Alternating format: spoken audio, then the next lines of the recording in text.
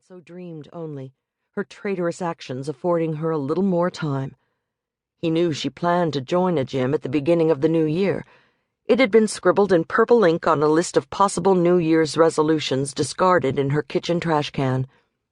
He bet she made that resolution every year. June was the type of woman who made New Year's resolutions in November and never ever saw them through. A woman who dreamed. A woman who would buzz a total stranger into her building because she never expected to be a victim. His kind of woman. The handcart made the trip awkward, bumping along the risers as he climbed. It would have helped if June hadn't ordered wine. He could have carried a normal box up the stairs. But this fit the image he had of a delivery man. Safe and unassuming, too busy with his work to be a threat. He was at the door of June's second-story walk-up now. He straightened his cap, arranged the handcart in front of him, the heavy wooden box tied tightly to the metal. He felt in his pocket. Yes, everything was there. He arranged his features into something close to a smile and knocked. June opened the door, still a little out of breath from her climb up the stairs. She'd taken off the heavy coat, but her scarf was still wound around her neck in a breathtaking knot. Face to face with her, he didn't realize that he'd frozen until she said, "Kind of late for a delivery, isn't it?" Moving his lips even wider over his teeth, he said, "Yes, ma'am. Apologies, ma'am. Got behind today." "I never thought the damn stuff would get here. Put it over there," June said, pointing to an uncluttered alcove just before the kitchen. The same alcove he'd been in last night, watching June watch television. She had never known he was there, and he'd slipped out after she fell asleep. He wrestled the handcart into the foyer and made for the alcove, reached into his pocket and depressed the call button on his disposable phone. June's phone began to ring.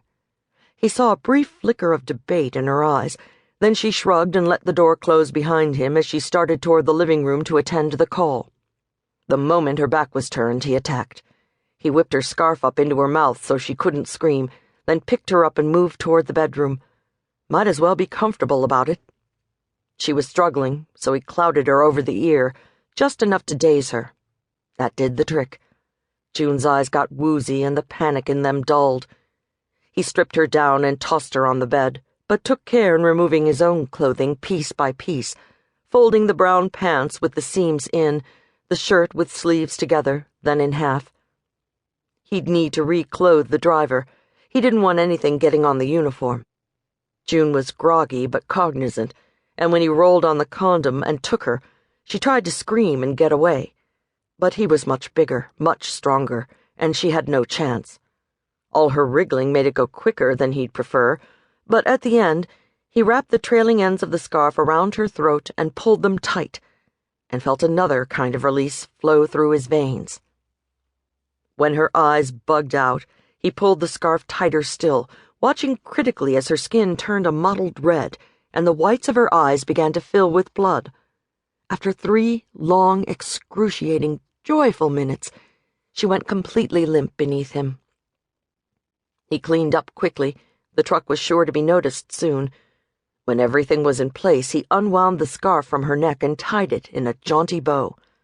He kissed June on the forehead, briefly felt sorry that she'd never make it to the gym, dressed carefully, then left the apartment, locking the push-button lock behind him.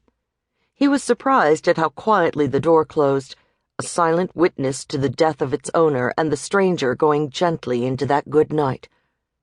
The night air was brisk. Snow was coming.